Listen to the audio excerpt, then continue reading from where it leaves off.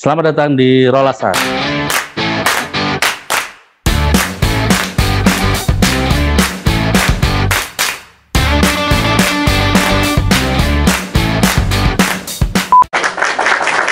Datang di Rolasan. Kita kembali lagi di Rolasan, yaitu ngobrol santai. Temanya bisa ke Bung Karnoan, perpustakaan, perbukuan, dan lain sebagainya. Jadi an-nya itu bisa apa aja. Rolasnya itu obrol santai. Kira-kira seperti itu. Kali ini kita kedatangan bintang tamu. Kedatangan atau mengundang ini? Yaitu dosen dari UIN Sunan Kalijaga, Bapak Fahrudin Faiz.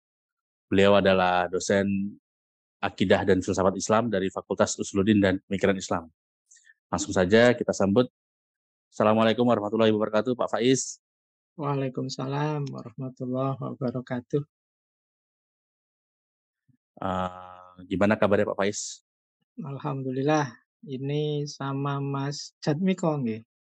Nggih, betul. Alhamdulillah, tidak salah sebut saya. Saya ini kebetulan juga alumni UIN, jadi Oke. satu alma mater sama Pak Faiz ini. Tahun berapa, Mas? Saya lulus tahun 2014 Oh, dari belum jurusan Ilmu lama. Perpustakaan. Alhamdulillah. Lumayan, Iya, alhamdulillah. ya jauh kalau sama saya lulus tahun 98. Iya. Hari ini kita akan membahas sedikit tentang sebenarnya moderasi Islam, temanya. Tema besar itu adalah moderasi Islam. Tapi nanti kita akan sedikit nyerempet-nyerempet mungkin Pak Faiz tentang Bung Karno-nya sedikit, termasuk Bung Karno dan Islam itu seperti apa. Oke. Sebelum kita masuk ke tema kita yang nanti akan mengarah ke pemikirannya Bung Karno terhadap Islam, mungkin Pak Faiz bisa menjelaskan terlebih dahulu tentang apa itu Islam moderat, Pak Faiz? Oke, ini sebenarnya belakangan kan banyak diskusi-diskusi, wacana-wacana disemaikan tentang Islam moderat ini. Ini saya sebenarnya mau bilang bahwa hakikatnya Islam itu sebenarnya ya moderat. Moderat itu maksudnya tidak berlebihan dalam hal apapun. Tidak berlebihan dan tidak berkekurangan, itu moderat. Mudahnya itu Oke. tengah-tengah. Makanya ada ayat Al-Quran itu yang menyebut umat Islam itu umatan wasaton. Umat yang tengah-tengah. Jadi tidak ekstrim ke kanan, tidak ekstrim ke kiri, baik dalam berperilaku, berpikir, maupun menjalankan agama. Nah, oleh karena itu sebenarnya ya wacana-wacana tentang moderasi Islam, moderasi beragama itu sebenarnya wacana yang mengajarkan kita beragama secara sesungguhnya. Karena memang hakikatnya Islam itu ya moderat, tidak boleh berlebihan. Ya saya sering mengilustrasikan tidak berlebihan itu ya pas saja. Kalau dalam Islam itu kan yang lebih itu dianggap buruk, yang kurang juga buruk. Lebih itu namanya tafrid, kurang itu namanya ifrod. Ndak sholat jelek, tapi sholat terus, mikir agama terus, lupa dengan dunianya juga dikritik oleh Nabi. Kita itu ya dunia ya akhirat. Jadi itu yang disebut moderat. Makanya dalam satu hadis pernah ada cerita itu, Rasulullah itu marah ketika ada sahabat yang ingin puasa terus. Ada sahabat yang ingin sholat malam terus. Pokoknya ndak tidur-tidur. Bahkan ada yang saya ingin mempersembahkan hidup untuk agama, jadi saya ndak nikah. Nah itu terus sama Rasulullah malah dimarahi. Ya. Saya itu nabi, tapi saya juga nikah. Saya juga tidur, saya juga bangun sholat malam, saya juga puasa, saya juga buka puasa. Nah ini isyarat bahwa kita itu ndak boleh berlebihan. Jadi harus pas sesuai takarannya. Kalau dengan teman-teman mahasiswa sering saya guyoni, orang tidak baik itu jelek, terlalu baik juga jelek. Jadi kalau sudah berlebihan itu jelek. soleh itu bagus, tapi terlalu soleh itu kan konotasinya beda, sudah Iya, agak iya, jadi kalau maka terlalu soleh nanti pikirannya agama, terus iya, mungkin jadi dunianya jadi kurang. ya yang keterlaluan itu kalau dalam Islam negatif konotasinya. Maka ya Islam yang moderat itu yang pas saja sesuai porsi dan proporsinya. Itu Oke, menurut saya intinya itu. betul. Saya setuju dengan itu, Pak. Nah, di apa, dalam sejarahnya nih, tokoh-tokoh Islam modern itu kan banyak ya, Pak, sebenarnya. Kalau di Indonesia itu kira-kira tokoh-tokoh Islam moderat itu, eee, siapa aja, Pak, yang memulai? Mungkin yang mengawali dari awal gitu, Oke, bahwa Islam itu saya memang moderat gitu di Indonesia. ya saya itu justru membaca sejarah tokoh-tokoh Islam baik di masa lalu sejak zaman Wali Songo sampai era belakangan, zaman pergerakan setelah kemerdekaan, sampai terakhir belakangan mungkin Gus Dur dan lain-lain itu bagi saya moderat semua mereka itu.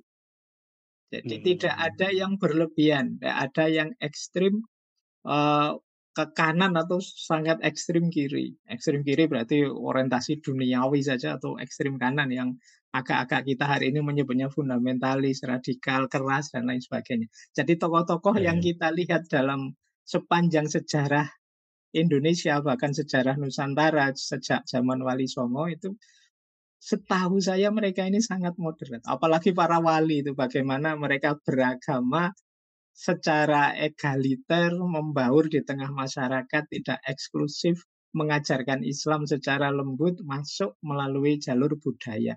Ini menurut Ya ya saya ya. gaya beragama yang sangat modern. Jadi sejauh yang saya tahu ini yang masuk kategori tokoh, mudahnya yang masuk ke sejarah Islam Indonesia yang diajarkan di sekolah-sekolah, di kampus-kampus itu bagi saya ini mereka semua orang-orang moderat semua. Dari awal Wali Songo itu berarti sudah Iya, termasuk jadi yang tokoh-tokoh moderat itu menonjol ya? ya. Jadi dari awal zaman Wali Songo, kemudian masuk, kemudian misalnya tokoh-tokoh pergerakan, Pak Cokro dan kawan-kawan, Buya Hamka, Haji Agus Salim dan kawan-kawan, atau yang belakangan-belakangan lah kita kenal yang paling Ya. akhir ada Pak Nurholis, Gus Dur dan lain-lain itu bagi saya cara berpikirnya moderat semua. Tidak ada yang berlebihan, tidak ada yang ekstrim. Terus kenapa ada beberapa yang justru, tokoh-tokoh itu kan punya pengikut ya. Nah, pengikut-pengikut itu Ya. kenapa mereka jadi kayak cenderung ekstrim ke kanan atau ke kiri dan lain sebagainya itu, Pak? Iya, ya memang, biasa kalau sindromnya follower itu kan seringkali agak berlebihan dalam Oh banyak ya, hal. Jadi follower itu kan kadang membesar-besarkan, terlalu mengagumi atau terlalu memuji, atau terlalu membenci dan seterusnya. Sehingga dalam banyak hal kemudian mereka, terdistraksi dari inti, dari hal yang pokok yang diajarkan oleh tokoh-tokoh besar ini yang menurut saya moderat. Kemudian belakangan juga pengaruh era digital, teknologi digital yang luar biasa ini membuat orang tabrakan langsung dengan gagasan-gagasan besar, termasuk gagasan-gagasan yang agak keras, baik keras versi kanan maupun keras versi kiri. Sehingga ya tanpa literasi yang cukup, ini gagasan-gagasan besar ini mungkin membuat mereka kagum terus tidak sadar masuk ke sana. Nah, ya ini ya yang ya ya. sering jadi akar menurut saya. Hari ini itu kan ya orang pengen ngerti apa saja kan mudah, tinggal buka Google, tinggal Iya, betul cari apa betul. iya. Lah itu kalau yang nabrak kita hal-hal yang tidak seharusnya tadi, mungkin agak terlalu ke kanan, agak terlalu ke kiri. Sementara kita ini literasinya kurang bagus, termasuk dalam hal agama ya. Akhirnya kita mudah mudah kagum seolah-olah, wah ini yang benar Eee, harusnya agama itu. Wah ini akhirnya terus muncullah sekarang, kubu-kubu ekstrem kanan maupun ekstrem kiri. kiri, oke.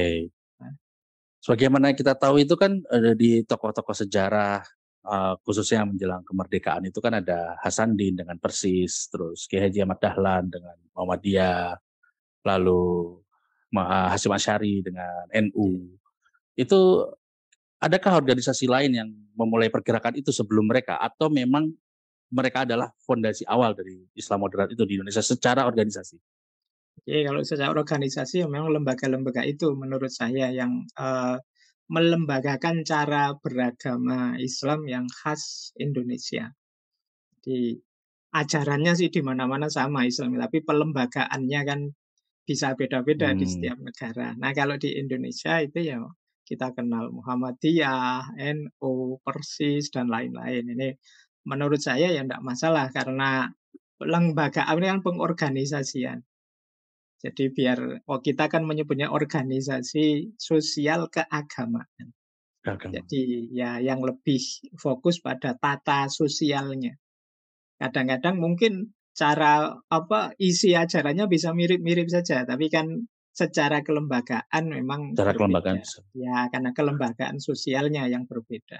Toh ini lembaga-lembaga ini kan mau bekerja sama seperti apapun mereka bisa. Dan sejauh yang saya tahu lembaga-lembaga ini terbuka sifatnya, tidak eksklusif. Jadi Hmm, bisa diajak dialog, bisa bertukar pikiran, bisa saling menghormati kalau ada perbedaan. Selama ini sejauh yang saya tahu seperti itu.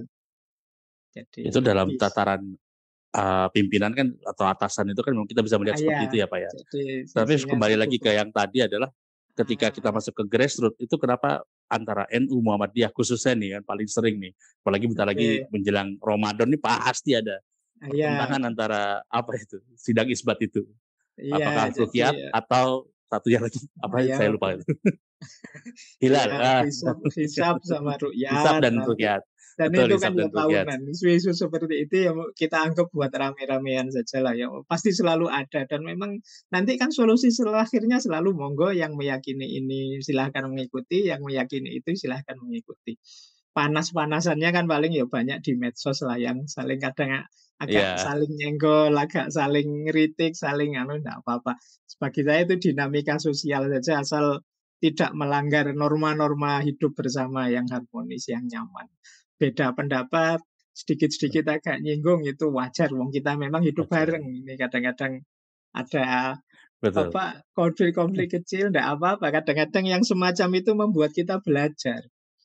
Saya itu Hmm, misalnya saya terawihnya berapa, sana terawih berapa, itu akhirnya kan saya tertantang. Ini dalilnya saya itu apa ya, dalil mereka apa ya. Akhirnya bisa jadi belajar. Jadi ya kalau ya saya ya. nggak apa-apalah beda-beda seperti itu. Kadang-kadang ada diskusi, ada debat-debat sedikit, asal sehat. Jadi yang Asal sehat. membuat ya asal membuat kualitas diri kita tambah meningkat, tambah baik, tambah paham dengan yang kita lakukan. Itu bagi saya positif saja. Yang Mungkin jangan sekaligus ini ya untuk apa menggugah kesadaran orang kalau ini udah masuk bulan Ramadan gitu untuk iya meramaikan biar iya wah ini kadang udah kan mau Ramadan nih. sudah mau Ramadan, nanti kalau akhir tahun, biasanya debat selamat Natal. Nanti Wah, kalau hari apa, debat-debat gini kan rutin saja. Nanti tahun baru juga ada, nggak apa-apa.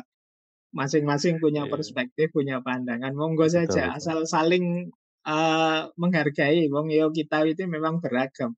Kalau kita tidak kuat berbeda, ya sulit kita hidup bareng orang lain. Jadi karena manusia itu kan ya secara fitrah memang punya keragaman, beda-beda, sejarahnya juga beda-beda, cara berpikirnya beda-beda, sehingga keputusannya milih yang menurut dia benar atau salah yang mana itu sangat mungkin berbeda. Udah oke. Sehingga iya, jadi lebih penting apalagi di Indonesia kita yang bineka ini, yang sangat beragam Ya, ini. Kunci keberhasilan kita berbangsa itu ya kesadaran bahwa kita berbeda dan bisa saling menghargai, syukur-syukur bisa saling mendukung, saling menguatkan dalam keberagaman kita. oke. Selanjutnya kan oh ya tadi lupa memperkenalkan sedikit sebenarnya. Pak Faiz ini juga salah satu pengisi di Majelis Jenderal Sudirman ya Pak ya. Ah Sebagai apa ya, ngaji filsafat itu ya Pak ya. nggih, di Jogja kalau tiap malam Oke. Kamis, nggih. Tiap malam Kamis. Itu live Ah, atau enggak Pak itu di YouTube-nya itu Pak? itu kalau YouTube-nya tidak, tapi ya kajiannya di masjid memang live. Oh, Ya, nah ini kan nutupnya yang saya rekaman saja. oh Nggih. saya itu kan sempat ngelihat itu tentang materi ngaji filsafat ya. Kira-kira 5 tahun lalu itu Pak Faiz membahas tentang Bung Karno gitu ya. Oh, nggih, saya beberapa kali membahas beliau. Nah, itu saya sudah sempat menonton sekali. Eh, Mungkin Bapak bisa mereview sedikit tentang belajar Islam dari Bung Karno itu tuh seperti apa ya? Mungkin Oke, sebagai baik. gambaran kita sebelum masuk ke materi selanjutnya ini. Ya. Jadi Bung Karno ini menarik. Beliau ini orangnya sungguh-sungguh kalau pakai bahasa saya, serius. Beliau ini mudah tertarik dan mudah ingin mendalami sesuatu, termasuk agama. Jadi beliau ngaku sendiri kalau dari sisi orang tua beliau tidak dapat banyak tentang agama. Karena Ya, ibu beliau, apa kalau bahasa hari ini mungkin mualaf lah ya, tidak. Sementara ayahnya lebih keberagamaannya lebih teosofi. Jadi lebih ke kejawen yang gitu nggak Pak? ya yang spiritual-spiritual lah, bukan yang agama yang sifatnya syariah seperti yang kita pahami. Iya, iya, Beliau iya. ini mulai kenal, kalau bahasa istilahnya Bung Karno sendiri, saya menemukan Islam sendiri usia 15 tahun ketika ikut di Pak Cokro di Surabaya. Jadi Haji Umar Said Cokro Aminoto. Beliau mulai mulai tertarik dan di usia-usia itu beliau sering ikut pengajian Muhammadiyah. Jadi itu Ya. awalnya dari situ. Kemudian ya dan nanti beliau ngaku sebenarnya saya dapat banyak sekali wawasan-wawasan pemikiran keagamaan saat di penjara. Nah, ini beliau mulai Oh. aktif membaca, termasuk yang terkenal sekali bagaimana beliau berdiskusi dengan Hasan. Waktu beliau Ya, diasingkan itu kan beliau diasingkan di ND itu. Ya. ya di Endil beliau berkorespondensi dengan Hasan. Nah ini beliau kalau baca tulisan-tulisan beliau tentang Islam, beliau ini apa ya, rasional kalau dalam beragama. Jadi mungkin mirip-mirip pikiran-pikirannya itu seperti pikiran-pikiran para pembaharu. Jadi Baru. ya para pembaharu itu kalau di luar-luar ada Muhammad Abduh, Jamaluddin Wah, wah. Afghani, atau ya kalau di Indonesia dulu ada beberapa pembaharu awal. Nah, bukan aliran yang apa, yang tradisionalis, tapi beliau lebih modern cara berpikir keagamaannya. Itu menurut saya seperti itu. Kalau dari banyak tulisan tentang agama. Kemudian Hmm. beliau juga agak belakangan kemudian agak anti mistik, tapi mistik dengan makna klenik. Kalau dalam beragama, mistik yang klenik itu misalnya yang diceritanya Bung Karno sendiri, jangan Ya. makan di piring yang retak nanti sulit. Jangan pakai jimat-jimat dan lain sebagainya, itu mistik yang klenik itu. Itu Beliau juga itu pernah, dipercayai Bung Karno ya? ya sempat dipercaya tapi terus beliau Hmm. nggak percaya. Saya lupa ada cerita beliau satu ketika dikasih cincin yang katanya cincin ini bisa membuat orang selamat, membuat orang terhindar dari bahaya. Tapi di tahun ketika Ya. beliau dikasih cincin itu juga beliau terus ditangkap di penjara. Nah itu beliau mulai mempertanyakan. Ya, jadi Benar apa enggak gitu ya Pak? iya, jadi beliau mempertanyakan. Makanya beliau belakangan agak anti dengan yang spiritual tapi jenis klenik ini beliau tidak terlalu suka. Jadi makanya beliau terus pernah suatu ketika apa semacam nantang. Kan kata orang jangan makan di piring yang retak nanti kualat Ya. atau dapat bahaya apa. Terus beliau makan terus sambil bilang kamu hanya piring. Aku tidak mau tunduk padamu. Kamulah yang harus tunduk padaku. Aku yang ngatur kamu mau tak apain, tak banting apa tak apa. Nah, sekarang kamu tak pakai untuk makan. Jadi aku yang menguasaimu sekarang, bukan kamu yang ngatur nasibku. Nah ini cara berpikir yang kalau bahasa filsafat itu anti mistik yang klenik-klenik. Jadi itu Sangat logis cara, gitu ya Pak ya? iya beliau logis. Keislamannya Bung Karno ini beliau logis. Kemudian mungkin menarik juga beliau ini dalam aspek keislaman. Satu ketika ada yang tanya pada beliau, "Eh, sampean kan anu intelek, mendapat banyak honoris causa, dianggap orang pinter, pikiran-pikirannya luar biasa. Kenapa kok masih bertuhan? Apa Hmm. alasannya? Buktinya apa kok masih percaya sama Tuhan?" Itu kan ada yang satu ketika tanya pada Bung Karno seperti itu. Terus beliau jawabnya begini. Jadi saya tidak tahu kalau saya disuruh menguraikan bukti-bukti adanya Tuhan itu apa, tapi dalam hidup saya mengalami sendiri. Jadi ini kalau dalam filsafat ini alasannya sesuai pengalamanku sendiri. Jadi beliau menjelaskan beberapa pengalaman yang ini tidak mungkin bisa terjadi kalau tidak ada intervensinya Tuhan. Jadi saya berdoa pada Tuhan dan kok ya dikabulkan. Yang semula tidak masuk akal bisa kejadian. Nah, ini kata Bung Karno, ini bagi saya bukti untuk saya bahwa Tuhan itu memang ada. Jadi buktinya apa? Dari pengalamanku sendiri. Nah, Pengalamannya Bung ini Karno itu ya. iya pengalaman itu kalau di filsafat ini namanya argumen from religious experience. Jadi pengalaman batin kita, pengalaman hidup kita itu pada akhirnya menyadarkan kita bahwa ada peran Tuhan di situ. Nah, ini kalau sejauh yang saya tahu argumen from religious experience ini membantahnya sulit meskipun subjektif. Kalau pakai akal itu biasanya mudah dibantah membuktikan Tuhan itu di filsafat.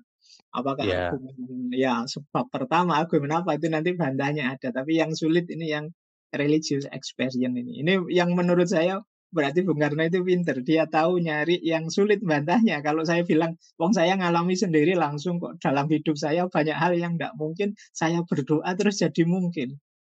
Nah, ini pengalaman subjektif. berarti dari logika yang kuat didukung dengan pengalaman hidup Jadi dari dengan Bung Karno itu pengalaman sendiri ya. hidup ini, iya. Jadi itu menurut saya menarik cara berpikir seperti ini. Kemudian ada lagi istilah yang dari beliau menurut saya perlu kita dalami ya. Jadi bertuhan yang berkeadaban. Jadi kita Iya. bertuhan, tapi orientasinya tidak hanya vertikal, tapi juga horizontal. Itu mungkin di istilah beliau bertuhan yang berkeadaban, bertuhan yang berkemanusiaan.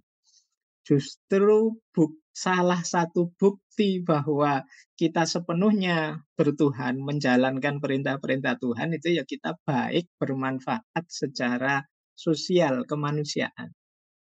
Jadi berketuhanan itu orientasinya tidak hanya vertikal, bagaimana kita beribadah, kita sholat, menyembah Allah, Ya. tapi juga baik, soleh secara sosial. Kalau pakai bahasa hari ini ya soleh ritual dan soleh sosial lah. Jadi vertikal dan horizontalnya juga sama-sama soleh. Jadi ini bertuhan yang beradab, Beradab. ketuhanan yang Itu berkeadilan. bertuhan cara Bung Karno gitu ya. Iya, jadi Maksudnya Bung Karno istilah mempraktekkan hal dari itu. Bung Karno, nggih. Jadi istilahnya Oke. Bung Karno ya ketuhanan yang berkeadaban. Jadi ini bagi saya ya dunia ya akhirat semua kita harus sukses. Makanya menarik sekali yang istilah dari beliau itu pernah kontroversi besar beliau pakai istilah Islam yang sontoloyo. Mungkin teman-teman pernah dengar ini ya istilah Ya, Islam ya. sontoloyo ini ya. Jadi Islam Sontoloyo dari Bung Karno ini jadi satu ketika zaman itu sekitar tahun 40 jadi ada kasus ustadz yang mencabuli santrinya. Jadi ya seperti hari Bahkan ini dari kan banyak tahun itu. segitu pun udah ya. Ya Dari sudah tahun ada. itu pun sudah ada ya. Ya itu ramai di koran-koran zaman itu. Nah Bung Karno Oh, nulis itu. Jadi bagi dia ustadz itu kenapa bisa melakukan itu dan dipercaya orang ya karena dia punya dalil agama. Agama dimanfaatkan untuk eh, memuaskan hasrat seksualnya. Jadi dia bisa memanipulasi dalil, memanipulasi ajaran agama untuk mengejar kesenangannya. Nah ini yang istilahnya Bung Karno, Islam yang sontoloyo, nyari enaknya saja. Jadi untuk agama dimanipulasi sedemikian rupa sehingga dia bisa mencapai keinginannya. Termasuk ya kritik beliau ada kiai yang sudah tua menikah sama santrinya karena mungkin karena kalah kuasa, kalah otoritas dan lain sebagainya. Yang lebih relasi kecil kuasa itu. ya relasi kuasa sementara yang bawah tidak bisa menolak. Nggak berani Mungkin melawan, betul. karena ya terus dia punya dalil, punya argumen yang menguatkan itu yang orang kecil biasa tidak bisa bantah. Nah ini oleh beliau disebut Islam yang sontoloyo yang seperti ini.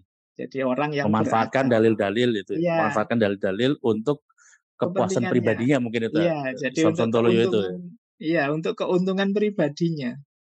Jadi yang didahulukan ya kepentingannya. Nanti dia punya kepentingan apa, milih dalil apa yang cocok, yang mendukung dia. Misalnya tadi agak mempressure muridnya, ya dia mungkin milih dalil ya kepatuhan pada guru, Kepatuhan kemudian tuh. ya Betul. ketaatan mutlak yang diperintahkan oleh guru. Nah ini yang disindir oleh Bung Karno dengan Bung istilah Karno. ya Islam yang Islam sontoloyo Sonto. ini. Itu Iya, ada di tulisannya Bung Karno di Pemandangan kalau nggak salah. iya, ini Eh, Mungkin setelah itu berdasarkan tadi tulisannya Bung Karno itu di yang Islam Sontoloyo gitu kan, dan terlihat tulisan-tulisan Bung Karno pada masa itu kayaknya paham banget sama agama Islam gitu kan. Ya. Kita meyakini juga beliau memang bacaannya lumayan ya, sangat banyak yang dibaca oleh beliau. Nah sebenarnya pemahaman Soekarno itu terhadap Islam moderat itu seperti apa? Apakah kalau saya melihat itu Bung Karno malah cenderung berat di salah satu sisi, dia sangat logis gitu. Apakah dia juga mengusung moderasi Islam itu dari Bung Karno itu? ya. Jadi kalau menurut saya justru untuk menguatkan keberagamaan yang moderat itu perlu keberagamaan yang rasional, Hmm, keberagamaan yang masuk akal. Orang itu ya, kalau ya. terlalu ekstrim baik kiri maupun kanan itu biasanya ada banyak hal yang tidak logis. Mungkin seperti tadi, kepatuhan mutlak atau pembangkangan mutlak, yang mutlak kanan atau mutlak kiri. Ya, Yang sini patuh tidak berani 100% tidak berani berpikir, sementara yang sini yang mungkin yang ekstrim kiri itu terlalu banyak mikir, tidak ada komitmennya sama sekali. Itu kan kanan sama kiri. Justru yang rasional menurut saya yang moderat. Perlu dukungan beragama yang moderat. Itu kan ada kalimat yang terkenal sekali bahwa ad-dinu huwal aklu, agama itu ya rasional. hmm, Tidak mungkin bisa terus. beragama secara sepenuhnya bagi orang yang tidak mau berpikir. Dan ada banyak ayat itu dalam Al-Quran yang menyinggung kita, afala ta'kilun, afala tatafakarun. Karena agama ini sangat rasional. Yang kelihatannya harus dipatuhi saja, di balik itu pasti ada makna-makna rasionalnya.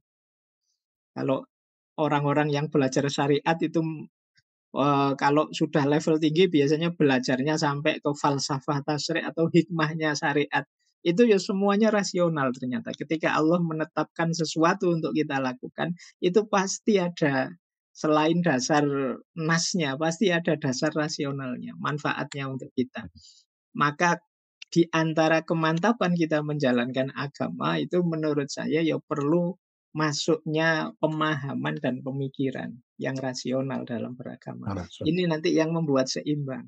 Jadi justru kita dituntut untuk juga berpikir biar tidak tertipu oleh yang seperti tadi, orang manipulasi-manipulasi dalil, orang memanfaatkan ajaran agama untuk kepentingannya. Itu kan kita bisa mendeteksi itu dari akal sehat kita.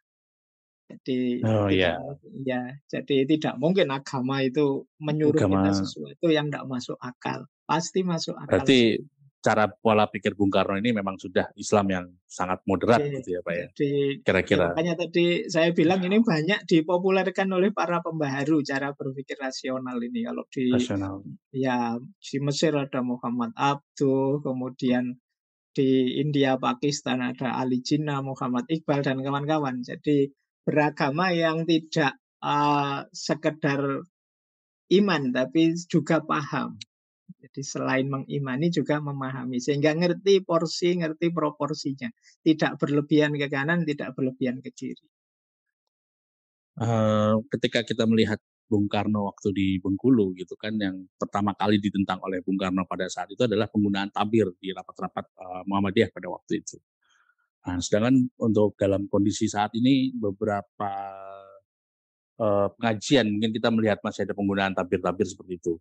Nah, sebenarnya penggunaan tabir dalam majelis-majelis itu tuh apakah tanda moderasi itu belum jalan atau memang sebenarnya sah-sah saja penggunaan tabir itu di dalam Oke. majelis-majelis? Ya, jadi kalau saya baca tulisannya Bung Karno yang tentang itu, yang tentang tabir, itu sebenarnya beliau mengkritik logik di balik itu. Jadi Oke. orang itu ketika menutup tabir saat itu logikanya adalah biar tidak melihat perempuan-perempuan, khawatir nafsunya bangkit. Nah, ini kata kata Bung Karno, kalau logikanya seperti ini, berarti ya kalau begitu rumah itu pintunya harusnya dikunci terus, jangan dibuka biar malingnya ndak masuk. Kalau logikanya seperti itu. Jadi Betul, betul. ya, jadi yang benar apa? Yo pikirannya yang dibereskan. Jadi Hmm. orangnya yang dibereskan dulu. Nah, ini dari sisi ini ya. Jadi alasannya Bung Karno kenapa waktu itu beliau mengkritik memberi tabir, karena mungkin ketika ditabir ya akhirnya yang kesulitan yang perempuan. Jadi yang perempuan agak jauh dari ustadznya, dia tidak bisa lihat langsung ustadznya. Yang laki-laki enak bisa lihat langsung karena tidak ada tabir apa-apa. Nah, karena khawatir yang laki-laki ini yang terus nafsunya bangkit karena lihat perempuan, pikirannya kacau. Nah, kalau kayak gini sebenarnya solusinya bukan tabir. Ya mungkin misalnya duduknya pisah ya tidak apa-apa, tapi pikirannya saja yang ditabiri biar tidak Hmm. tergoda oleh, karena kalau logiknya semacam ini nanti di luar-luar toh ya kita ketemu juga dengan perempuan-perempuan di sekolah, di pasar, di anu itu kalau pikirannya yang memang apa, karena Salah. pikirannya kalau iya, kalau pikirannya Yang sudah memang salah, ngeres ya lihat apa saja ngeres sudah. tetap Ditabiri pun mungkin ya membayang-bayangkan, mungkin ada yang sudah ditutup, sudah pakai cadar, tapi kita kalau pikirannya ngeres mungkin ya mikirnya ke situ-situ juga. Nah, maka sebenarnya ini sebenarnya bukan ingin ya yang lebih tinggi solusinya, tidak solusi praktis itu. Tapi sementara pakai hmm, itu mungkin ya monggo saja kalau situasinya memang memerlukan yang seperti itu. Tapi ada yang memerlukan. lebih penting dari itu. Jangan berhenti di situ karena yang lebih Iya, penting iya. apa? Membereskan ini loh. Kalau bahasa agama itu wadul basornya. Jadi Oh ya, bagaimana menjaga ya pandangan. menjaga pandangannya ini loh yang lebih penting. Jadi meskipun Iya, iya, sudah iya. ditabiri, kalau pandangan dan pikirannya tidak ikut tertabiri, ya sudah melayang kemana-mana sudah pikirannya. Mungkin mendengar suaranya saja, dengar dehemnya saja sudah serseran itu pikirannya. Iya, kalau pikirannya yang tidak ditabiri. Nah, arahnya ke situ Bung Karno. Arahnya. Bahwa nggih, tapi yo monggo saja sebenarnya kan itu kalau urusan mana yang ditutup, mana yang dibuka, para ulama itu kan ikhtilaf. Masing-masing Istilah. punya dasarnya, punya argumennya. Batasnya semua ulama yo tahu bahwa setiap orang, ndak hanya perempuan, laki-laki juga ada batas auratnya, harus menutup aurat. Cuma batasnya aurat Hmm. mana saja ini ada ikhtilaf-ikhtilaf. Ya itu yang saya bilang Perbedaan tadi antar ya, ulama itu. ya itu yang saya bilang tadi ya dalam agama juga ada perbedaan-perbedaan. Betul. Pada waktu Bung Karno diasingkan di ND yang tadi sempat juga dibahas sama Pak Faiz kan Ya, sering berkorespondensi dengan Ahasan terkait agama Islam itu. Nah, dengan latar belakang mereka yang cukup berbeda ya, Bung Karno adalah orang yang pemikir politik nasionalis walaupun dia mendalami Islam, sedangkan Ahasan sendiri adalah memang orang ulama gitu kan. ya, Memang pandai dalam beragama Islam dengan latar belakang yang berbeda itu, mereka bisa menciptakan perdebatan yang sehat gitu kan melalui surat-surat yang dikirimkan oleh Bung Karno ke Hasan dan sebaliknya. Mengapa contoh tersebut itu kayaknya sulit ditemukan saat ini di tataran grassroots khususnya ini. iya, jadi saya Permasalahan selalu di grassroots kayak. saya bilang tadi zaman dulu itu tokoh-tokoh itu lebih terbuka. Jadi lebih Oke. lebih bisa menerima perbedaan, berdebat mungkin saja tapi tidak sampai melahirkan konflik. Polemik-polemik juga banyak. Dulu kan sering itu polemik tulisan siapa dibalas tulisan siapa dan lain sebagainya zaman dulu. Nah, dan tidak melahirkan konflik. Jadi dulu ada polemik kebudayaan tentang budaya barat itu Sultan Takdir masuk, kemudian Ki Hajar masuk. Tapi kan tidak terus jadi konflik. Mereka ini ya tetap bersatu, tetap kompak. Tapi beda pikiran. Nah, hari ini sulit. Ya, faktornya banyak. Secara peradaban hari ini peradabannya peradaban digital tadi yang apa-apa masuk orang cenderung sentimen. Peradaban Google itu jangan dikira orang wawasannya tambah luas, tambah toleran karena kayak Google itu kan menawarkan Ya, ya, sesuai minat kita saja. Kalau di kampus namanya ya, filter bubble ya. Kalau kita misalnya minatnya yang keras-keras, ya tiap hari kita ditawari yang keras-keras oleh Google. Kalau kita ya minatnya yang betul. filsafat-filsafat, ya kita ditawari filsafat-filsafat terus oleh Google. Akhirnya apa? Orang tambah yakin dengan kebenarannya. sulit menolerir Hmm. kebenaran yang lain. Itu dari sisi ini, hari ini memang agak perjuangan untuk melahirkan mental-mental terbuka, berdiskusi secara toleran, kemudian saling memberi masukan tanpa melahirkan konflik. Yang kedua memang ya harus diakui ada wilayah kuasa tertentu yang ingin situasi seperti ini biar jalan terus. Ingin status quo. Jadi yang pinter-pinter beberapa mungkin tidak segera intervensi melihat situasi kayak gini. Mungkin dia diuntungkan dengan situasi Malah semacam sengaja ya dibiarkan ah, seperti itu biarkan saja berlanjut. nanti ya kalau mereka pinter jangan-jangan aku kehilangan follower. Jangan-jangan begitu logikanya kan dari sini begitu. Kalau mereka tambah hebat Saya- jangan-jangan yang nge-like saya sudah tidak ada lagi mereka bisa mikir sendiri ya mungkin ada yang polanya seperti ini. Jadi dibiarkan seperti itu biar dia tetap di wilayah yang dapat keuntungan. Nah, ini juga perlu jadi pengamatan kita semua. Oke. Justru dengan derasnya informasi, tapi juga dengan kecerdasan artificial intelligence yang berkembang itu justru malah bisa membuat kita tuh malah berpikiran sempit justru ya dibanding zaman Iya, dulu yang kita lebih mudah. karena Walaupun sulit mencari, tapi bacaan kita lebih beragam. ya Mungkin itu seperti itu ya tadi mungkin. medsos itu kan kita pilih yang cocok saja dengan kita. Yang tidak cocok Ya, minggir sudah. Dan itu dipilihkan langsung oleh algoritmanya Google dan lain-lain algoritma. itu. Iya, itu yang Oke, terjadi. udah mulai masuk ke pertanyaan-pertanyaan terakhir. Nah, Oke.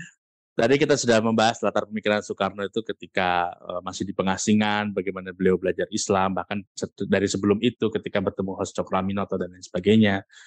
Nah, ketika dia menjadi presiden, beliau menjadi presiden ini, Bung Karno, itu kan pemikirannya kayak sudah mulai bergeser nih. Apalagi beliau sangat secara politis pandangannya pun lebih ke arah sosialis seperti itu kan.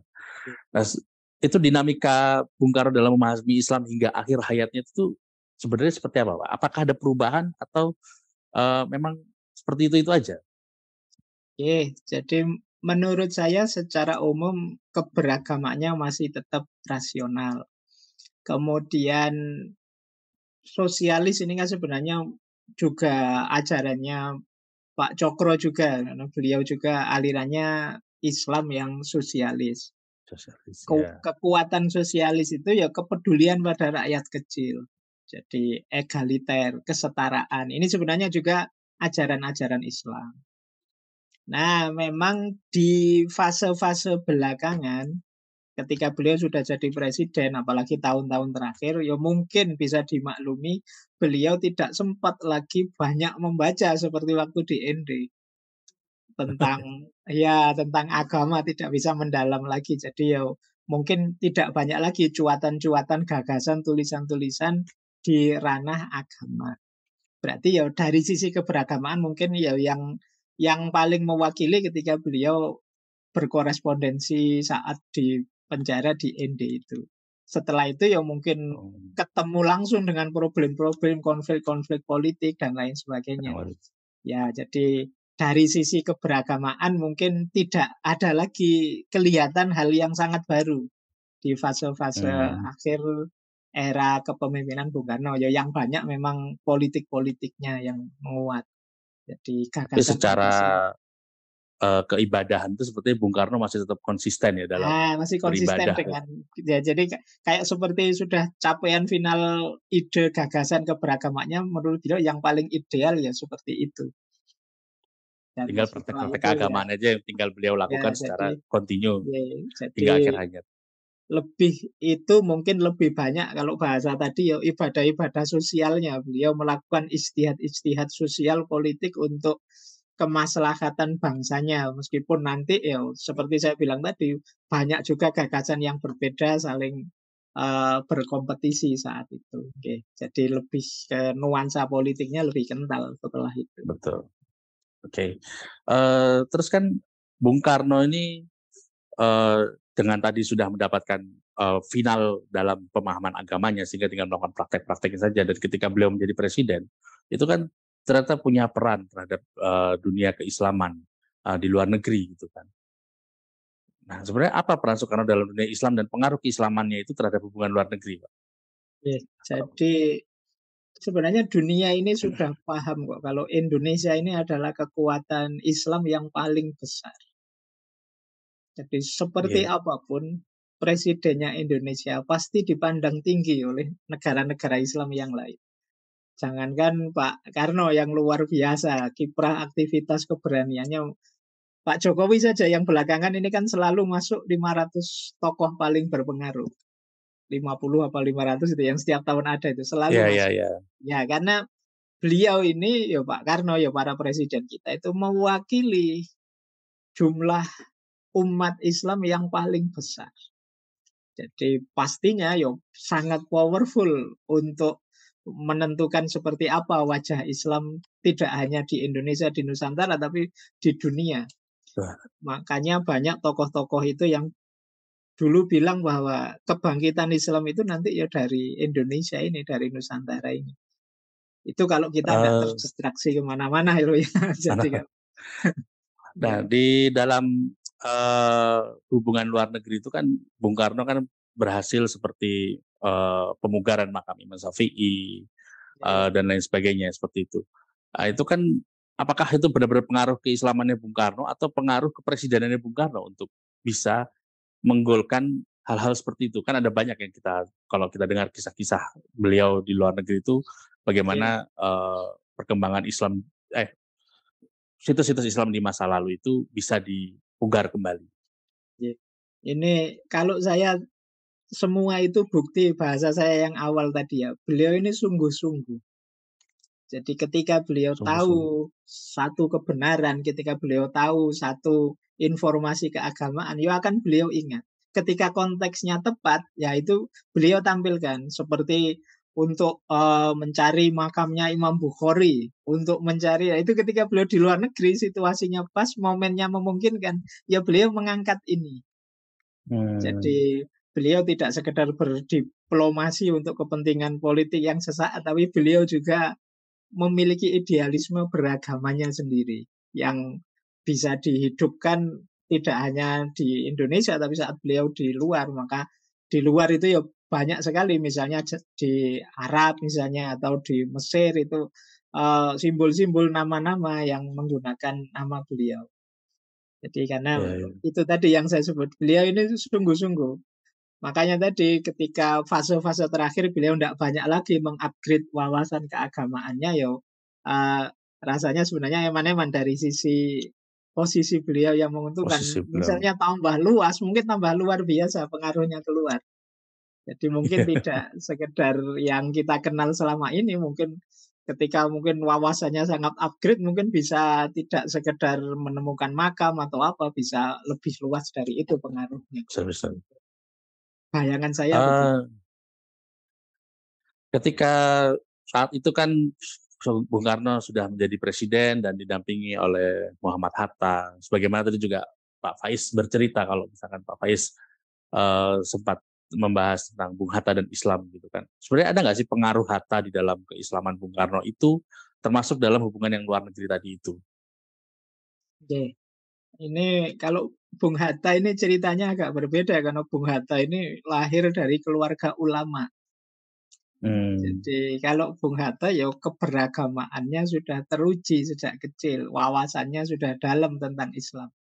Meskipun nanti sebenarnya haluan beragamanya bagi saya mirip antara Bung Karno dengan Bung Hatta ini. Sama-sama misalnya tidak ingin eh, apa memformulasikan keberagamaan dalam konteks berbangsa itu secara formal, simbolik. Mereka lebih masuk ke ranah nilai-nilai. Makanya sila pertama itu istilahnya ketuhanan. Ini kan juga ada perannya Pak Hatta. Ketuhanan itu tidak sekedar punya Tuhan atau mengakui Tuhan, meyakini agama. Berketuhanan itu apa kalau bahasa Inggrisnya godliness. Godliness itu perilaku kelakuan hidup sehari-hari yang mencerminkan diri sebagai orang yang bertuhan. Jadi tidak oke. sekedar memeluk agama berketuhanan itu, tapi perilaku sehari-harinya juga menunjukkan orang yang beragama. Jadi misalnya Ah, katanya orang beragama kok mulutnya seperti itu berarti kan tidak berketuhanan, perilaku tidak berketuhanan. Katanya orang beragama kok suka menyakiti orang, katanya orang beragama. Ini namanya orang berketuhanan itu orang yang mampu mewujudkan nilai-nilai agama dalam kehidupan konkretnya. Nah, Bung Karno sama Bung Hatta ini mirip dari sisi ini. Jadi pikiran-pikiran Ya, keagamaannya ya. menurut saya dekat kalau di level ini. Makanya dari Bung Hatta kan terkenal sekali itu Islam yang ginju dan Islam garam misalnya. Nah, itu kalau di Oh, kalau di Bung Karno ada istilah apinya Islam, bukan abunya Islam. Apinya Islam itu ya semangat peradabannya. nah, Bagaimana peradaban. nilai-nilai Islam itu bisa jaya, bisa jalan, tidak sekedar simbol-simbol formalnya. Nah, ini dari sisi ini menurut saya dekat pikiran dua orang ini. Termasuk ya kan secara visi sosialnya tadi, visi bahwa beragama itu harus ada manfaat sosialnya, harus ada kepedulian pada orang kecil dan seterusnya. Ini dua-duanya menurut Ya. saya mirip. Eh, jadi ya Mirip bedanya secara mungkin nilai-nilai agamanya itu ya. dari sisi agamanya menurut saya mirip saja berdua ini. Yang agak beda kan memang kebijakan-kebijakan politiknya. Yang ini Mhm. berdua ini ada beberapa yang berbeda. Tapi dari sisi wawasan keagamaannya menurut saya enggak banyak berbeda. Tidak banyak berbeda nama. Salah satu tulisan Bung Karno itu sempat membahas tentang Ataturk ya, di Turki, yang mana Ataturk memilih bahwa Islam dan negara itu harus dipisah. Nah, sebenarnya bagaimana menurut Bung Karno itu, Pak, terkait hal itu? Apakah memang menurut Bung Karno itu Islam menjadi salah satu ruh dalam bernegara, atau memang harus dipisah sebagaimana pendapat dari Kemal Atatürk? Ya, agak berbeda. Meskipun di beberapa tulisan Bung Karno juga menyinggung Kemal Atatürk dari sisi semangat nasionalismenya yang luar biasa. Kalau Bung Karno kan tidak misah-misah, bahkan beliau terkenal sekali dulu dengan nasakomnya. Itu kan Ya, nasionalisme ya iya, ya agama iya, meskipun nanti komunis juga iya. Jadi tiga-tiganya masuk. Jadi beda dengan Turki yang sekuler. Kalau Turki yang sekuler agama biar jadi urusan privat saja, negara ngurusi negara. Jadi agama dan negara dipisah. Kalau di Indonesia sejak dulu agak sulit untuk menyatakan oh, terang-terangan agama pisah itu enggak bisa karena kita memang akar bangsa kita itu sangat religius. Kenapa di antara prinsip yang diangkat oleh Bung Karno waktu menyusun Pancasila itu berketuhanan? Karena di setiap level budaya, sejauh yang diketahui oleh Bung Karno, ini Tuhan dan agama itu vital perannya. Tidak bisa hmm. dipisah, termasuk di ranah politik. Makanya beliau uh, memasukkan semangatnya nasionalisme, tapi juga Islam tetap harus mewarnai di situ. Dan belakangan juga malah nambah komunis, jadi terus rame gitu. Jadi itu Sebagaimana yang ya, beliau bilang juga itu ya Pak, bahwa kalau pengen hukum itu bernafaskan Islam, maka pilihlah orang-orang Islam. Begitu juga ya, dengan agama yang lain. Seperti itu kira-kira ya Pak, untuk iya. pandangan Soekarno Jadi terhadap Islam dan negara itu. jadi tidak bisa meninggalkan agama memang. Kalau dalam berbangsa bernegara kalau versi beliau Bung Karno. masing-masing ya kuat, masing-masing jadi basis dasar kita hidup bersama di Indonesia ini. Yeah. Apa mungkin karena kan Bung Karno juga menyatakan bahwa nanti kita bisa lihatlah apakah Kemal Atatürk berhasil atau tidak. Kan ada salah satu statement Bung Karno seperti itu. Nah, apakah mungkin pada waktu itu Bung Karno sudah melihat bahwa di Turki itu dianggap kurang berhasil sehingga beliau tetap mempertahankan agama itu masuk di dalam ideologi negara itu? Iya, karena beliau mungkin melihat bahwa Kemal Atatürk agak terlalu drastis, agak terlalu keras pada kelompok agama yang semula Hmm. kan itu dasarnya agama, kekhilafaan saat itu tiba-tiba dipenggal begitu saja. Kalau bahasa di kampus melakukan westernisasi besar-besaran. Nah ini Hmm. kalau di Indonesia tidak akan bisa seperti itu. Melakukan memenggal satu kunci dari kehidupan berbangsa kemudian diganti tiba-tiba versi dari luar. Makanya Akan iya, akan lahir bisa konflik besar tetap ya. konflik bisa melahirkan konflik yang lebih besar lagi gitu ya Iya, Pak. bisa konfliknya lebih besar. Wong seperti itu pun kan juga di awal-awal Bung Karno jadi presiden kan juga ada pemberontakan-pemberontakan yang ingin memformalkan Islam. Apalagi kalau ditinggal sama sekali, yang agama itu bisa lebih luas lagi konfliknya. Ya. Oke. Mmm, dari tadi kita juga sempat membahas, tokoh-tokoh lain gitu kan, walaupun mungkin ada yang belum disebut ini. Nah, sebenarnya saya itu penasaran, moderasi Islam Soekarno itu dengan tokoh-tokoh tersebut itu misalkan seperti Natsir, Hasan, dan Buya Hamka itu sebenarnya sama atau berbeda dalam, Oke. ininya? Karena kan kalau kita lihat Buya Hamka juga sangat moderat sekali gitu kan, tapi sangat teguh juga dengan keislamannya itu. Begitu juga dengan, Natsir yang muridnya Hasan. Itu kira-kira gimana, Pak? Iya. Jadi dari sisi keberagamaan yang sifatnya formal, syariat dan lain sebagainya, Bung Karno ini kalau dibaca surat-suratnya termasuk orang yang sadar bahwa saya itu bukan ahli agama. Mmm. Makanya beliau lebih cenderung banyak menerima informasi meskipun kemudian mempertanyakan kalau ada yang tidak masuk di akal beliau. Nah, ini membuat kemudian di luar urusan politik, kalau untuk urusan agama, ini bagi saya Bung Karno ini pembelajar yang baik. Nah, Oke. maka keberagamaan di urusan agama itu bagi saya setara saja nanti Pak Nasir, Pak Hamka, kemudian Hasan, meskipun dalam hal tipe pemikiran keagamaan ada yang beda-beda tokoh-tokoh ini, tapi masing-masing saling bisa menerima. Justru Oke. kuncinya moderasi itu di situ. Jadi tidak harus sama gagasannya, tapi saling bisa menerima. Kalau Saling bahasa menerima itu berarti ya kuncinya ya, saling Pak? menerima. Kalau bahasa hari ini istilahnya tasamuh. Tasamuh itu Tasamu. saling toleran. Jadi ngerti bahwa saya ada yang tidak cocok, ada yang sesuai. Kadang-kadang di gagasannya tertentu Bung Karno juga tidak cocok dengan Hasan, tidak cocok. Tapi saling bisa menerima, saling bisa memaklumi. Ini Bisa yang kuncinya moderasi itu menurut saya di situ. Jadi tasamuh, saling toleran, saling bisa saling menerima. toleran. Itu pun juga jika ada yang tidak paham, maka kita akan bertanya kepada yang lebih tahu, Dan yang sehingga kita bisa menerima, ya itu ya, tadi bisa menerima lagi bahwa, oh ternyata seperti ini pemikiran mereka ya. gitu ya. Dan Bung Karno ini kan murid belajar tapi kritis. Itu yang kadang-kadang Iya. merepotkan gurunya. Jadi kalau dibantah kan, ya jawaban-jawabannya diprotes lagi sama Bung Karno ke Hasan, terus dibalik lagi. Nah ini menurut saya gaya seperti ini penting. Jadi kita tahu bahwa saya tidak ngerti, tapi kok jawabannya rasanya tidak masuk akal, ya dipertanyakan lagi.